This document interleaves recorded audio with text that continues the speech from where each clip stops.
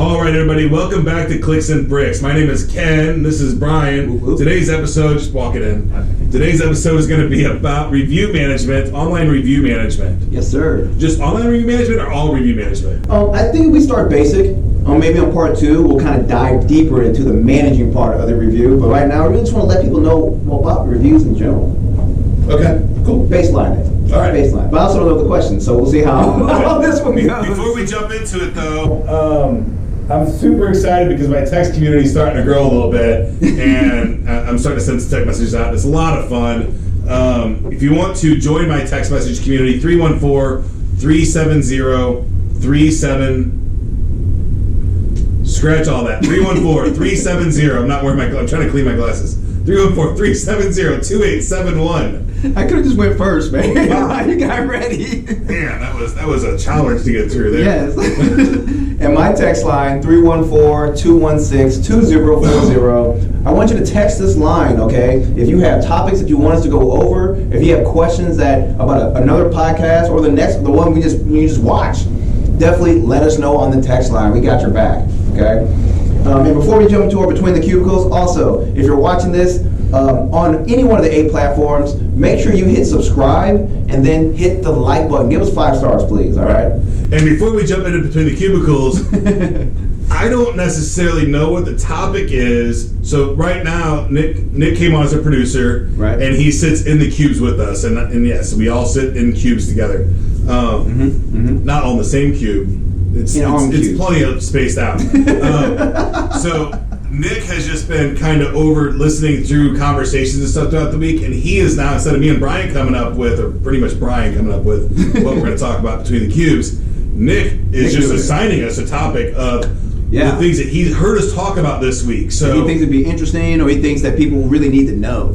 Yeah. So whatever the topic is, I don't know what it is yet. It's something that Nick has overheard us talking about at some point throughout the week. Yeah. So this should be a nice new little twist. Yeah, I'm excited about it. Yes. You know, sometimes you got to roll the punches. You got to. But you know what it is because you have to read it, or is it blind to you too?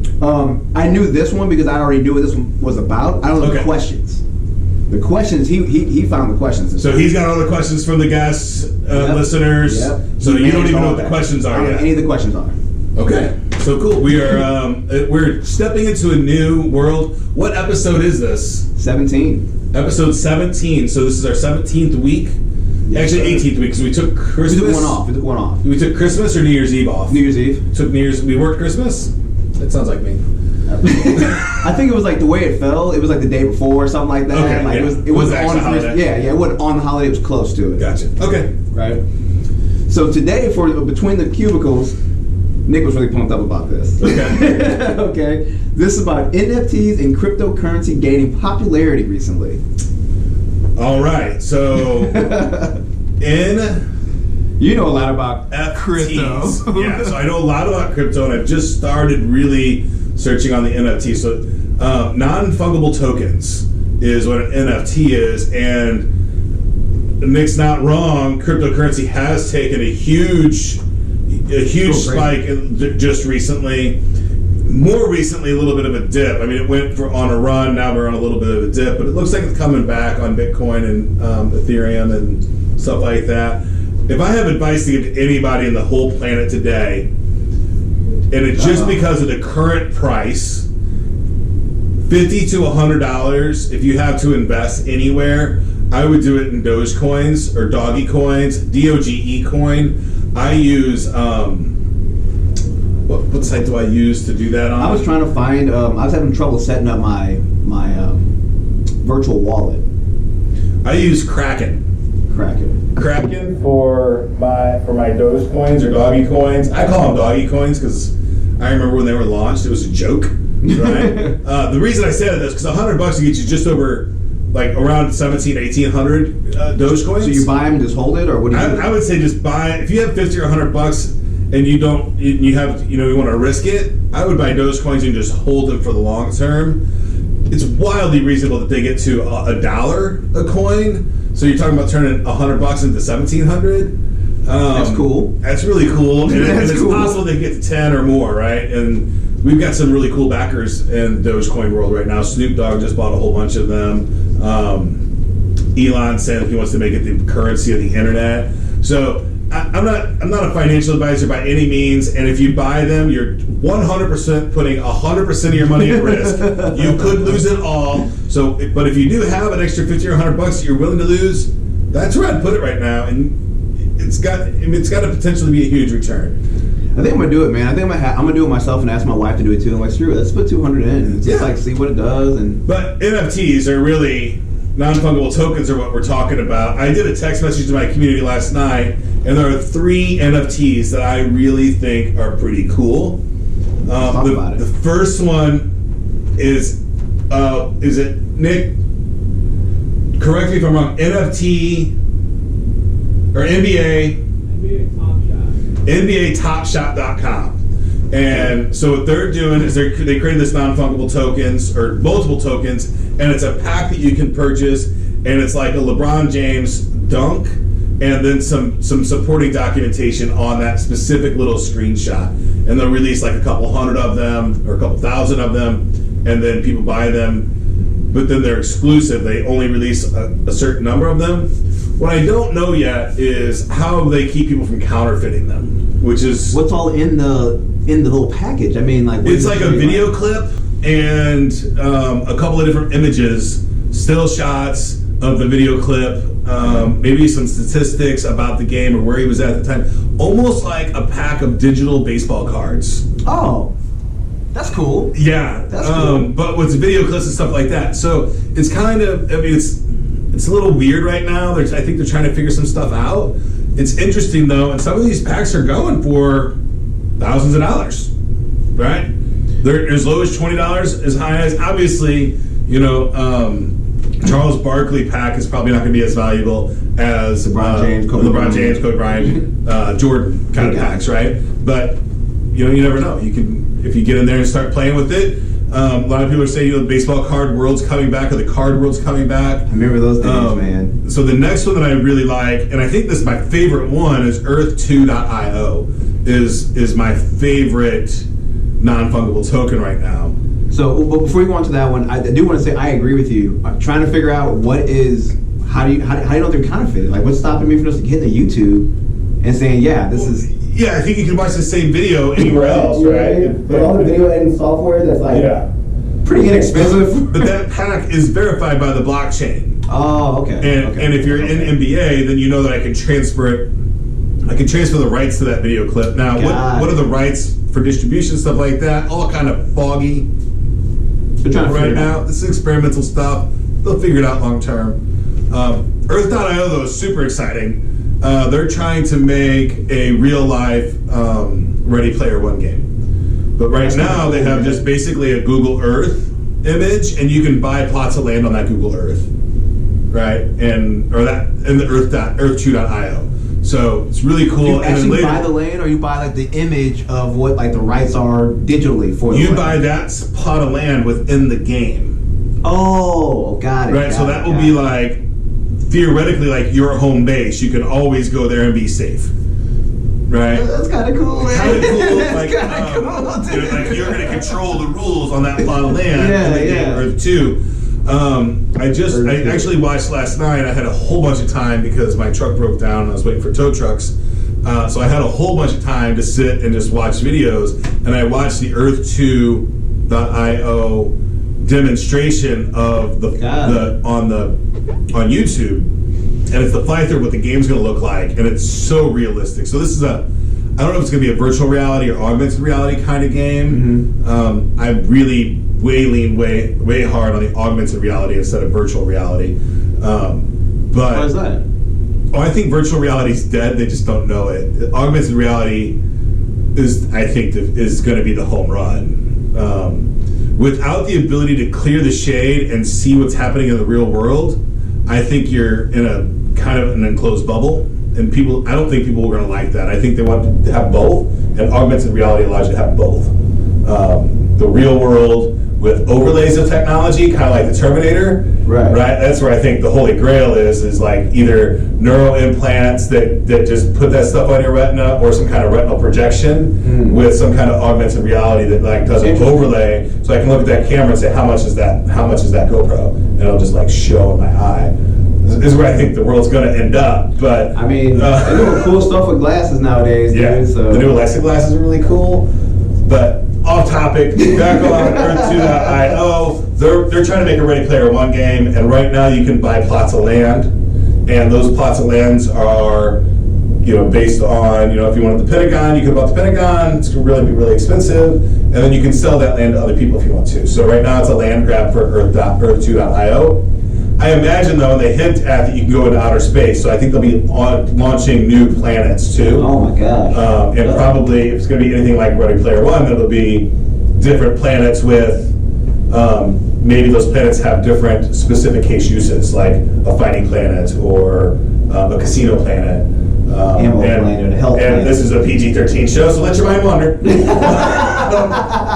then the third one that I really like, and it's basically a 8-bit version of Earth 2. It's a sandbox game, and I think it's kind of a cool concept. So their coins are called sand, and you buy sand to buy land inside their game. They have first wave released and sold out already. They say second wave is coming, but it's almost like an Earth 2 kind of concept, like it's a game.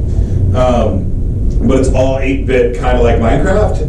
And inside there, you can then create your own games, create your own stuff, and then sell your own stuff inside the game, which I think is really cool. And it brings me back to EverQuest days. And if you're under 35, you probably don't know what EverQuest is. I mean, I know about it. I didn't play it with my style of game, but I knew about it. Yeah. So it's the taking, massive multiplayer online gaming and cryptocurrency and mashing them together into this perfect world.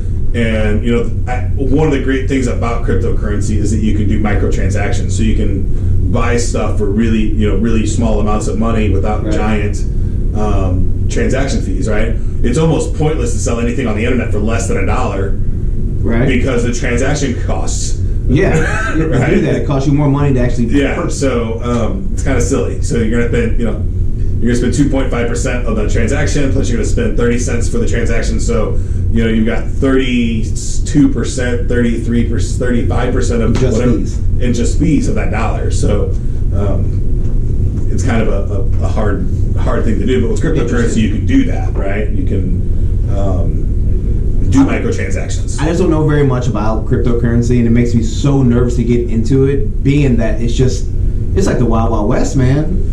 Yes, if you don't know anything about cryptocurrency and you want to get into it, I would recommend start light.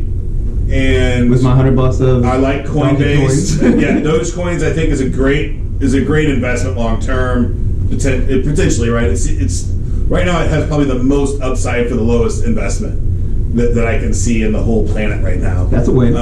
That's a win. But hold it. Don't do what I did. Don't spend your Dogecoins on random ass shit and waste them all. Hold them because they could go to 50 grand like Bitcoin did. You never know. All right, man. We're gonna lock this thing down tonight. Yeah, I think I'm doing it tonight. But if you don't know anything about crypto, Coinbase.com I think is probably the most reputable place right now to buy cryptocurrency. They don't have Dogecoins or some of the other coins out there. That's right. So you have multiple wallets then? I have hundreds of wallets. Holy crap. Yeah. Because I've got Ripple coins, I've got all kinds of different coins. But I mean, the majority of my coins right now sit inside of my Coinbase account. Interesting. Right. And I do basically, I used to use a stock company where I could just buy so much per month, buy individual, like tiny shares of stuff. I do the same thing with Coinbase. I do literally buy, every 2 weeks I get my paycheck, I buy $50 in Bitcoins, and I buy $25 in Ethereum coins. Should probably flip that and buy more Ethereum than I am Bitcoin, but just because I think Ethereum has a larger runway. You're making me think that we should have a whole topic on crypto. It should be between. Well, yeah, because I think we're 15 minutes in right now, and it's all we've talked about. And I have questions. Yeah, and I mean, probably not the greatest between the cubes to talk about because I think Nick's like, Ken could just talk forever about cryptocurrency. That's the problem. Yeah. So, I love it. I think it's changing the game. I have screwed up more in crypto than anything else in my entire life. My wife might disagree with me. That's a strong statement, though, man. Yeah, I mean, I cashed out all my Bitcoins in 2016 to to buy a gym, right? And I sold all my Bitcoins. I got about 50 grand, and that 50, if I would have just held that 50 grand, would have been $36 million today. And I can promise you, my gym is not worth $36 million. It's cool, but not that cool. Yeah. But it is what it is. I made the decisions that I made at the time when I made them. You know, I've got a few $1,000s in Bitcoin left, but who knows? I mean, you could have got robbed again. Yeah, right. It's a weird world because I had a bunch of coins in Cryptsy.com that went under. I had a bunch of coins in BTC-E.com, which was seized by the FBI. Maybe I'll get those coins back someday. I don't know. So maybe you're a millionaire, you don't even know it. Well, I mean, if the FBI unseizes BTC-E and then decides to give everybody their coins back, maybe. I don't know. I wrote it off a long time ago, so as a loss. I mean, Martin Luther King was on the FBI's most wanted list, and he has a holiday. Yes. Absolutely. So anything can happen, man. We'll wrap up cryptocurrency. Great in between the cubes today. I had a whole lot of fun with it, and you're right. We'll probably have a cryptocurrency let's talk about and non-fungible coins. And if you don't know what fungible is, look it up. But basically, it means that I can't transfer value for value, whereas an ounce of gold trades for an ounce of gold anywhere on the planet, but a chair doesn't trade for a couch. Right? They're two different values. Yeah. That's the best way to really explain it. Is it? Really. Okay. Yeah. They're just not the same. No, they're two different things. So money's fungible. If I give Brian $100, I don't care if he gives me 5 20s back or 25s. Right. Money is 100% fungible. But you can't borrow. If you borrow my house, you can't give me a different house back. I need my house back. I can give you a shed. Right. So. All right. So let's get back on topic here. Today we're talking about online reviews and management of reviews and just all of it, really. Right? Yeah. So we're gonna start with our first question here by Holly, and Holly asks, "How do I get Google reviews for my business?" What's up, Holly? And I don't mean to sound like an ass here, but the simple answer is ask. Right? And don't be afraid to ask. I talk to a lot of business owners like, well, I don't want to harass my clients. I don't want to bug them. When do I ask? I think the answer is you ask as soon as you can since you've recently done business with that person. A caveat to that, I would say you finish your job for that person. Okay. Right? Because it's different. Because if they bought like a product from you, they may not have used the product yet. So you can't send a review and ask them for it yet because they haven't used it yet. Amazon does. And I never reply to it. I never do Okay. that. I have to use it and see. Before I get a review on it, I got to see if it worked. Right. If it's a service, I can tell you, yes, the service was great. My stuff was broken. Right. Now it's not. So my cleaning lady, I get a text message when she comes to the house and cleans the house. I get a text message that evening. Says, "Hey, how do we do? Would you give us a review?" Right. When I leave the dentist office, I get a text message in the parking lot. Generally, some of my doctors, I get a text message that night. But some of my doctors that I go to, I get a text message when I'm in the parking lot saying, "Hey, would you give us a review?" See, I think that's a little. I think we talked about that before. That's a smidge bit too soon because you don't know yet. At Hostirian, we ask for reviews. Not a lot. We do probably a pretty poor job of it. But we do ask for reviews in the closing of a trouble ticket. Hey, would you give us a review? And then once every 2 years, we do an NPR score, which is a net. Is it? Dustin's not listening at all, so he's useless. Net Promoter Score, NPS score. Net Promoter Score, which is basically we just ask all of our clients, and it's against a star, 1 out of 5 stars. Right. How likely would you be to recommend us to a friend or family member? So that's your Net Promoter Score, which is different than online reviews, but still an important number to have. Yeah, absolutely. And even the further help you out, Holly, I think that if you're trying to learn how to ask for reviews, you need to make it systematic. Yes. Right? It needs to be a lifestyle change. Change will absolutely hold if you do it. And the only way to do it is to make it systematic, a part of your life. 21 days to create a habit, 90 days to create a lifestyle. Right? So, you need tools. Right? And if you don't have a tool for it, you need to have some kind of way that you train your staff to constantly ask for them in a certain time frame in the training process, they know that this is my time frame. I close the sale, I give them back their change, I ask for a review, right? It needs to be some kind of systematic way to go about it. Yeah, I deal with a lot of clients, and it's really frustrating a lot of times because they're like, okay, step one in the plan is we're going to take a list of your current clients that you've done business with in the last 60 or 90 days, and we're going to do a mass blast to them, asking them to give you a review to get some kind of traction started, some kind of motion moving, right? And then from there, train your staff to either, depending on what you want to do, if you want to manage it yourself, you have your own tools, that's great. If you want to use our tools, fantastic. Or if you want to hire us to do it for you, either way doesn't matter. Right. If you hired Hostirian to do it, all you have to do is, there's a couple different ways, is you give us access to your system, we log in at night, grab the data, and push it up. We give you an FTP address, you push it up to us, we grab it and send them out. Or if you use our tools, you just hit the button and go. Right. Which is pretty nice. You know, I know people that will sit there at night and they'll just text message away. They'll sit on their phone and say, who did I do business with today? Bam. And if you're only doing, depending on what you're doing, right? I'm sure, I mean, I don't know all the ins and outs of every business, but if you're selling mattresses, I mean, what's an average guy sell per day? 5 to 10 mattresses? Maybe. Right? He could probably knock that out on his phone that night, right? So, not every business needs a fancy tool or a tool to do it, but you do need to have a process to do it.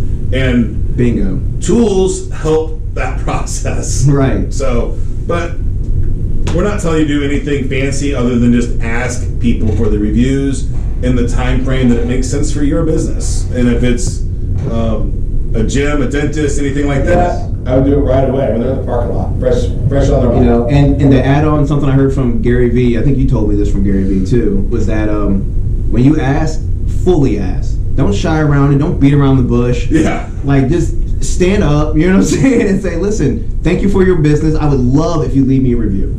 Absolutely. Period. Yeah. Don't do not be bashful when you're asking for this. Don't think you're harassing people, because at the end of the day, you need their feedback. You don't know if you're really doing your job well unless your customers tell you they're doing your job. And great clients will tell you. They'll tell you before you ask. Yeah, I mean, a good client, I've never been frustrated with a company asking me to leave a review. Now, I did get a review last week that I hated. It was absolutely horrible. And it was from my car dealer. And they said, hey, would you give us a review? And I said, yes. And then I got this email. And it was so long and so convoluted. Like, okay, how was your service? It was like 10 or 15 different questions. And then they try to guide your reviews, what they try to do. Well, and then it was like, would you rate these people? And it would give me a list of all our employees in the service department, and then a list of all our people in the sales department. I'm like, well, I'm not going to go through there and choose and rate people individually. Like, it made it weird fast. It made it really odd, and I think I had good feedback to give them, and I ended up not giving them feedback because they made it too hard.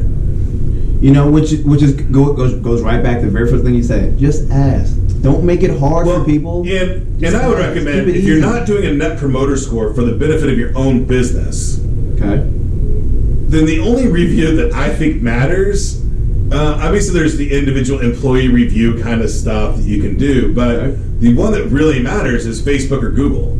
Yeah. Like, outside of that, on a cloud right now. They're just, either, and Facebook doesn't even have a 5-star review anymore, right? It's either recommend or don't recommend. Right. So asking for people to give you a recommendation on Facebook, and then asking for a review. Don't ask for a 5-star review. Ask for an honest review. Yeah. Right? And I would ask for a Facebook recommendation or a Google review, and I would try to mix that up systematically. I would say, okay, there's 4 weeks in a month. For 2 weeks, I'm going to ask for Google reviews. For 2 weeks, I'm going to ask for Facebook recommendations. You just reminded me, I did a video last year on how to ask for reviews.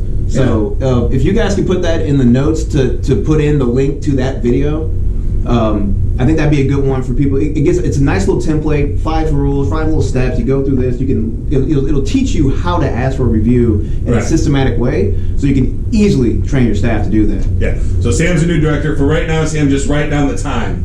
That works. The time and the YouTube channel for the asking for reviews for Brian. Okay. So Holly, I hope that answered your question. If you need more insight to that, hit us up on the line. You got 314-216-2040, or you can hit Ken's community line. 314-370-2871. There you go. I bet I'm going to remember that before you do. I don't think I'm not going to remember. It's horrible. So my wife says, remember that number or don't come home. It's dead to you. Then I'm not going to remember it.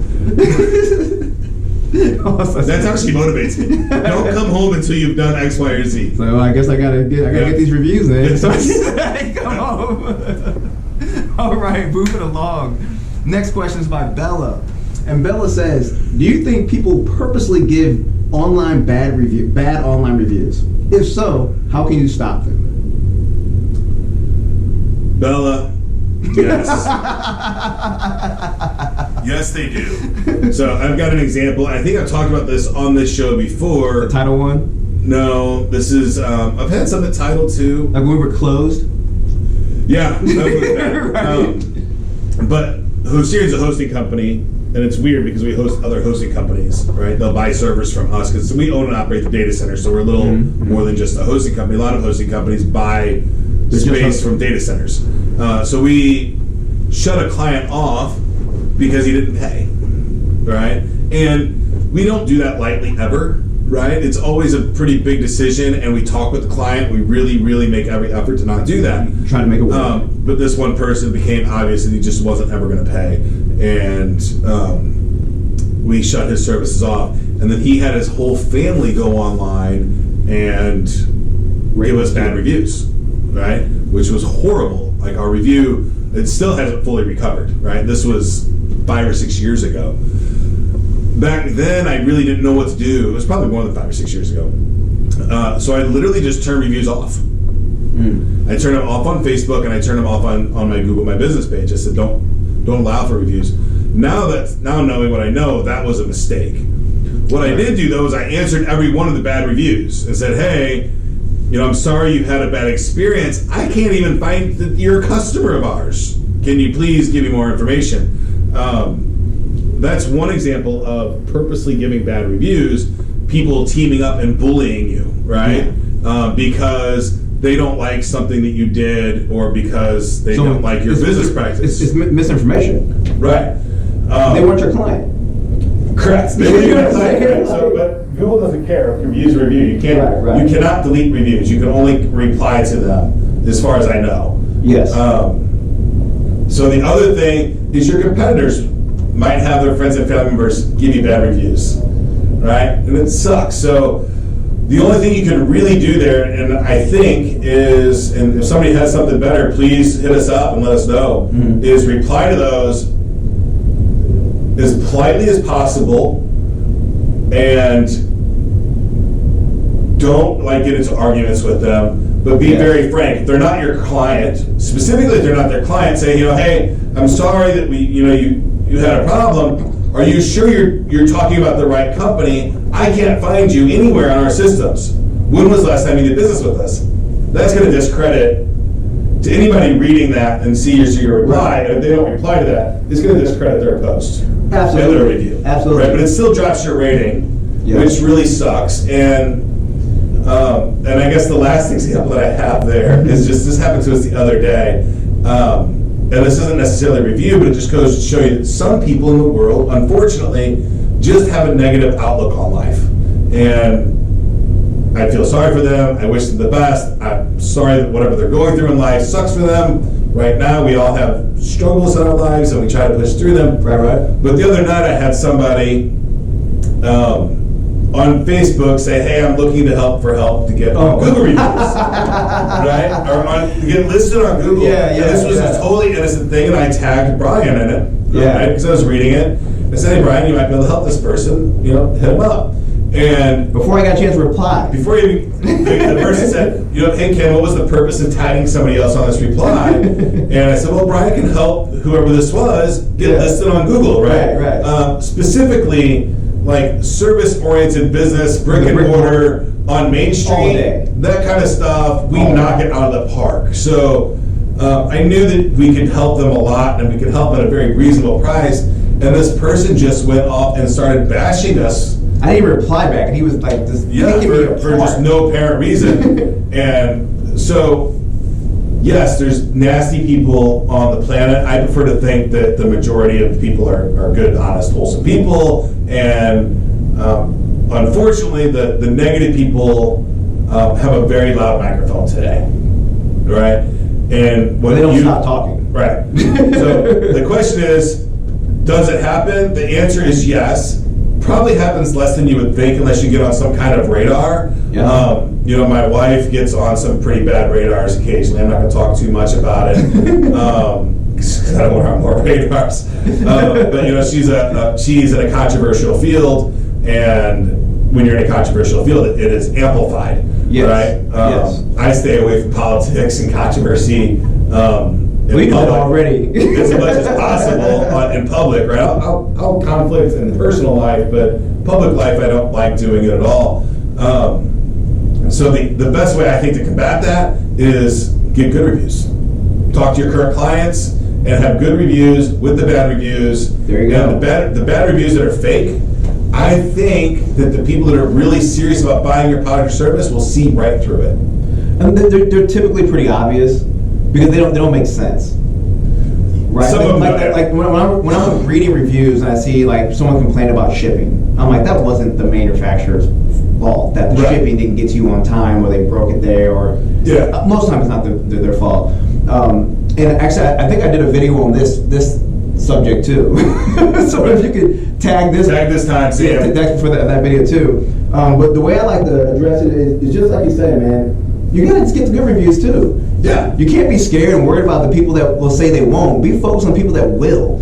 Be focused on the good part of it, and keep asking for reviews systematically to push those ones out. And then when I do reply to a negative review, it's pretty straightforward.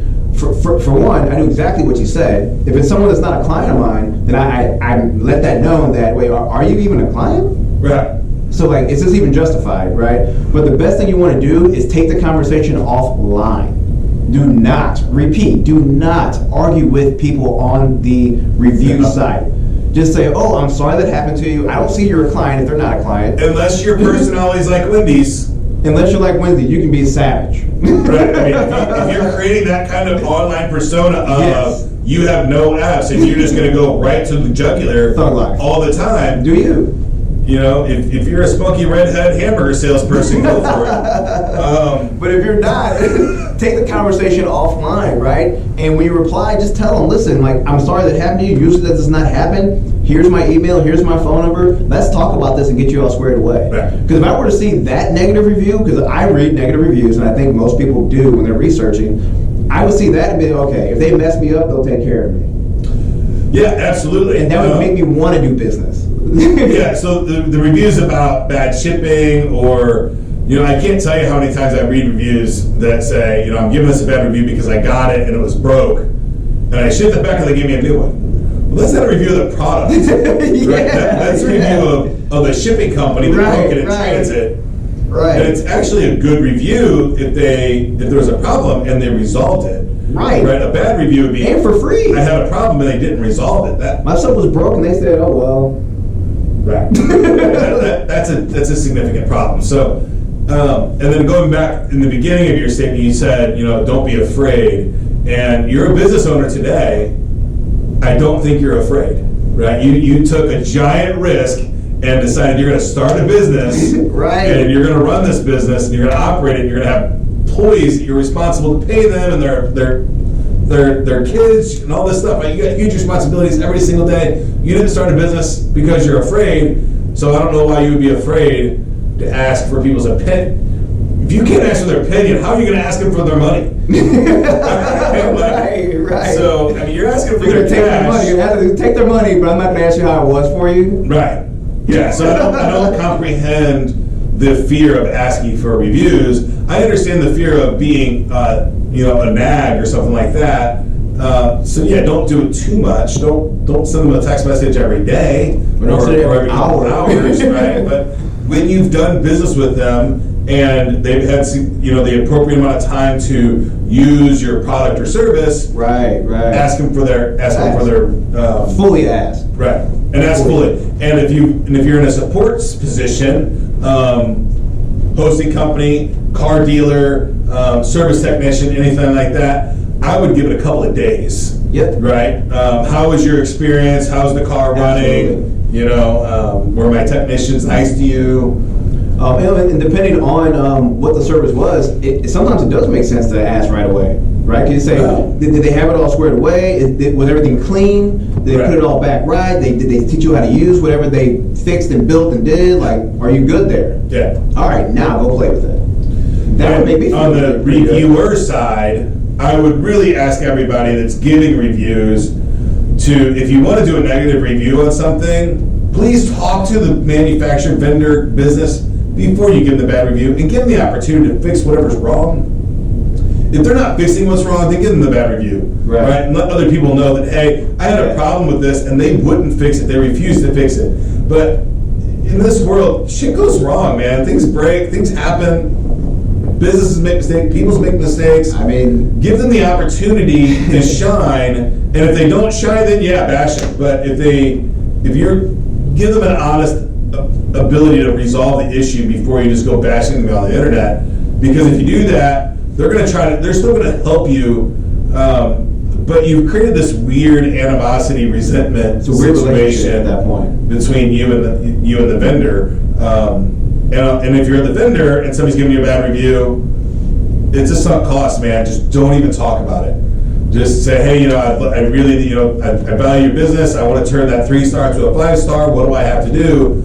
But don't be mad at them, right? I know I work at a roller rink of all places, and he gets bad reviews, man. He just bashes them. Stop. He's like, screw these little kids. I'm like, they're your livelihood, man. They're paying you. And make your hot dogs better. It's that simple. But it goes back to what we talked about so many times. Personal accountability is out the window, and now consumers think they don't have a responsibility. They don't think they need to go back and ask and say, listen, this is broke, can you help me? Right. All they want to do is go straight to the complaint. Yeah, it happens. So it's a bummer. There's people like that. Just don't let that get you discouraged. But taxes are a bummer, and we pay them. This is just part of life. Stuff happens. You cannot make everybody happy. You should try, though. Just because you can't doesn't mean you shouldn't try. Yeah. And I'm a very principled man, so I just stick to my principles. And sometimes it's hard. I don't have principles. Get up and move. That's what I do. I guess that's your principle. Yeah. Moving is your principle. Get up and move forward, hopefully. Always. All right. Let's keep this train going. Actually, we're about over halfway. Over halfway. You want to do the... let's do our tech history. Today, Tech History is brought to you by myteamfitness.com. You can use MTF 75 to get 75% off your daily exercise routine. Huh? Clicks and Bricks. Clicks and Bricks. That's the coupon code we made. Oh, is it Clicks and Bricks? Yeah. Okay. Bricks. So use the coupon code Clicks and Bricks. I got the coupon codes next time. And you'll get 75% off your monthly subscription of myteamfitness.com. Myteamfitness.com gives you an every day. You'll get a new motivational email in your inbox, and a link to the day's 10-minute full body workout, no equipment needed. So if you're stuck at home in quarantine, or you just don't want to go out in the public and exercise, it's a great way to do it. Yeah. Both Brian and I think that daily exercise routines are a critical part to life and business. Absolutely. So go check it out. So this week in tech history, let's see what we have here. All right, March 1st, 2008, Netscape goes away. America Online discontinues the Netscape web browser. Netscape was the first commercial web browser largely responsible for helping popularize the internet in the mid-1990s. Wow, so... wow. Yeah. So my first... And I'm way familiar with Netscape. So first, let us tell you why I'm so familiar with Netscape. All right, lay it on. In '99, Primary Network, where I worked, we were partners with Netscape, and we were selling dial-ups, and we were bundling that with our Winsock dial-up dialer and the Netscape browser on a DVD or a CD, and we would ship it out. Later down the road, I think 2000. What year did they? 2006? 2008. 2008, they discontinued it. Yes. Right. So they discontinued Netscape, and an RFP comes out, and we were partnered with Netscape prior to this when AOL bought Netscape. They shut down the browser, but we were still a preferred vendor, so we got this email that AOL was launching a Netscape.com as a new product, which was a dial-up service for, because Netscape was dial-up internet, or AOL was dial-up internet, it charged like $29 a month for internet, right? It was dial-up. DSL was eating their lunch, right? Yeah. People were canceling nonstop. So they launched Netscape.com as a low-cost dial-up solution that they can convert people from AOL to Netscape. Gotcha. And we answered the RFP to be their back office provider, which is basically provisioning, billing, reports, and all that stuff. And we won the business, and we did it at 10 cents per user. And we were horribly foolish, and we put a clause in the contract that said at any time you can buy the source code for $1 million and use it for your own personal use. They couldn't resell it, they could use it for their own personal use. So literally like a couple hours after they hit the $1 million mark for the annual billing, they called it and said, we're buying the software. Of course. So we left, probably tens of millions of dollars on the table. Oh, man. Still a great deal for the company. It launched Intra ISP, which ends up selling to a whole bunch of other companies. But it was a fantastic deal for the company. But this is about them discontinuing the Netscape browser, which was one of the very first internet browsers. I can remember in early mid-90s, my mom worked at WashU. We had Windows 3.1. We would dial into the 14,000 baud modem bank. I remember so slow. And I remember just being, I would just be amazed, and I would sit and watch, and the little icon was loading, was just like asteroids flying through space. Nonstop. And I didn't even care what website I got to. I would just sit and watch those stupid asteroids flying through space, and I would just be mesmerized about how cool that looked. And it was, if I saw it today, I'd be like, that looks like shit. It's so bad. But then it was amazing, right? I don't even. And it's still only like 13 years ago, man. That's not that long ago. That's when they discontinued it, but early 90s, mid-90s was when I started using Netscape as a browser. Got it. And I think I don't even know if they launched pre-Internet Explorer or not. I don't know when Netscape launched, right? Because I don't remember using Netscape as much as I remember using Internet Explorer. Yeah, I was using Netscape before Internet Explorer. I was too. I don't remember using it very often. I don't remember going online. Maybe I was probably on a Mac at the time. So I was, believe it or not, to the dark side. I was a pretty big Apple user back in the day. Windows 3.1 was kind of clunky for me, and I did not understand very well File Explorer. But I understood clicking on that Apple for some reason. Man, I was an Apple guy. Yeah. I bought the second iPhone out, and then I was like, you know what? Everything in my life had to be Apple. I left Apple way before the iPhone came out. Oh, okay. Yeah, I was Linux, Unix guy way before that, and I had other phones that were similar. I was a Helio guy. Helio's gone. Yeah. But they're probably gone in the States. I don't think they're gone in Korea. They're a Korean cell phone company that launched in the States pre-iPhone. They had some cool stuff. Helio was really cool shit back in the day. Especially that time frame. At that time frame, it blew everybody off. I play MP3s on my phone. I could pictures. Me and my wife both had them, so we could tag each other and we could see where each other were in the world. It's crazy to think that was like new technology like 13 years ago, right? Yeah, it was great new technology. And then iPhone comes out and just destroys a lot of players, but not Google. Not Google. So, thank you, Netscape, for everything you've given us. Yes. I don't even know what Netscape.com is today. That's a very good question. So, I know that they did the dial-ups for a long time. We were the back office provider for that dial-up system. We don't provide back office anymore because we sold our entire back office development company to Clearwire years ago. All right. Well, that was this week's in tech history. I hope we all kind of had a great time here in memory lane here, a little bit going back in the day, right? So let's keep this conversation going, talking about online reviews, online management. What do we do with these things? So we have Garrett, and Garrett asks, what is the right way to deal with a rude customer review? We kind of already answered that one. talked a little bit. I guess rude could be a lot of different ways. I think whenever you're talking about reviews, and this is something that Hostirian struggles with pretty regularly, and we're struggling with it right now because we just lost one of our key employees, right? One of our key employees decided she was going to go off and do something else in life, and we wish her the best of luck. But she was our writer. You're the voice. And she was a critical part of our voice, which was kind of a fun, playful, but serious, because we deal with serious topics at the company. Right. We make sure your IT loads up. That's what it was really relatable, and she left. So, but we were creating Hostirian's voice with her, and we're trying to continue that voice without her. So creating your customer voice. I'm going to go back to Wendy's again, right? Because they just knocked this out of the park. They said right out of the gate, hey, we're going to be kind of shrewd on the internet, and we're not going to pull our punches. Yeah. And they don't, and it's hilarious. It is hilarious. Yeah. Whereas, Eminem's got a different voice on the internet. Much different. They're kind of quirky and goofy. They did something really cool. It makes each one of their colors a different personality, so they can have different personalities on the internet. They can have red or yellow reply to an ad or to a response, right? Yeah. So there's a lot of different ways that you can do it. I think that you should always do it, regardless if you don't want to or not. You should not leave reviews unanswered. Correct. In any way, right?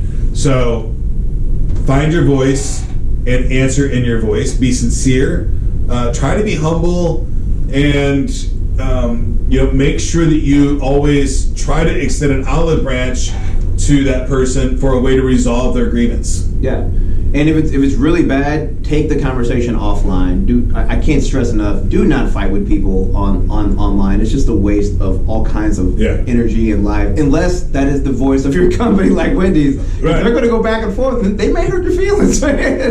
Yeah, and if that's the voice that you're creating for your company, then own it, right? Yeah. But whatever you do, own it. Don't tiptoe around it. Yeah.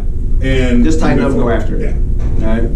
So we're gonna keep this thing going here. We got Kevin, and Kevin asks, does having online reviews make a difference? Yes. Next question. Yes. So I don't know the statistic off the top of my head. I think it's a 1-star increase in your Google profile. So if just your Google reviews, if you can increase your stars from 3 to 4, that should give you a 1.9% revenue increase. I got some. Yes, is that the statistic? That was Micah. The Harvard University. Yeah. So that's the study that they did. A 1 point increase in star rating should increase your revenue by 1.9%, which is significant, right? It's almost 2% revenue increase. That's huge. Just because people are more likely to do business with you. And the other way is, if it's going down, it's going to decrease your revenue. So right, yes, a really bad review it's hard to come back from. And just a couple statistics here from Google. Think Google. 92% of users that use local businesses, 90% of users will use a local business if they have at least 4 stars or higher. So you're going to have a higher percentage of people wanting to come to your local business if you have 4 stars or more. Right. Which that statistic only really matters if you know what the 3 stars is. Yes. Right. Yes. But if you have 4 stars though, that means the review does matter because more stars you have. I think with that, to me, and I try to analyze statistics because I'm not a fan of statistics in general. So I try to analyze it. What that says to me is that if you have 4 stars or better, people don't even think about the no. Yep. They overlook it. Right? Like, okay, they have 4 stars. That's a good place. I can go there. So if they're just, in Google now, I'm pretty sure the default is in a search for local intent, the default view is rated by star reviews. The most stars hot on the top, I think. I don't know that. I can't verify that. I know you can filter by star reviews. Yeah. But I think they're putting the highest. That's interesting. There's some algorithm based around how many stars you have. It definitely plays a part. Yeah. And they're putting those guys at the top. So, and if somebody sees you with 4 stars, they're not going to consider it. If they know that they want tacos and there's a 4-star review taco shop, they're going to go. They're just going to go. Yeah. If they want a car dealer and there's one with 4-star reviews, they're not going to question it. They're just going to go. Right. If you have 2 or 3, they're going to be like, let me keep looking. Right. Unless it's super close. And if you have 5, I think they're going to check and see how many ratings you have. Yeah. And if you have 3 5s and you are, Smith Auto Sales and it's from Bob Smith, Candy Smith, and Cindy Smith, they're going to see through that. Right. So really ask as many people as you can. So I got another stat here for you then. 72% say that positive reviews make them trust a local business more. I think so. Why wouldn't it, right? Positive review, like, if other people, that's just social proof, right? If other people like it, and I'm people, I might like it too. People. Right? Like, why not? Well, it depends on what's your pronoun. Yeah. Let me not even go there. No, we should not go there at Stop. all. We should not go there at all. No. So Kevin, they make a difference. Okay. Yeah. The higher reviews, I mean, the stats don't lie. When people see that, 4-star, I think you hit the nail right on the head. I mean, you don't even think about the no, because there's so many more yeses that you're not going to please everybody. So if you have a lot more yeses than nos, I think I made a good decision. Yeah. Calling you up. Period. Yep. Right. So moving along here, let's keep on going. We have one more question, and this is from Chad. And Chad says, "What techniques are best for getting customers to leave reviews?" I feel like we kind of touched that a little bit. Yeah, so at the end of the day, asking is the number one, and asking in a systematic approach. Consistently asking. Yes, and consistently asking. It takes that system to do that. I don't know the stat off the top of my head, but I know if you text message the request, it is a much higher. He's probably got it on Think Google. It's a much higher response rate on text messaging for review requests than it is on email for review requests. Also, making it really simple for them to do, just to click the button, right? Don't make them jump through a whole bunch of hoops. Don't make them go to a web page and log in and then we give you the review, right? Just make it as simple as possible. Link right to the Google review or the Facebook recommend that you want done and go. If you're going to build the web page for them, really simple, 5-star, 10 stars, and let them click the star rating that they want, and it moves forward. So make it simple. Try to keep it in text message if possible. If you don't have their text message, emails would be the second best. Face-to-face is great. I've seen, and I've actually printed out for people QR codes that people can scan at the front desk when you're sitting at a restaurant or a gym. They can scan that QR code that brings them right to, so it can be, literally you can make a QR code that says at the top of it, give us a 5, if you loved our service, please give us a 5-star review. And all they got to do is scan that QR code, and it automatically gives you the 5-star review. So awesome. That's a really great way to do it.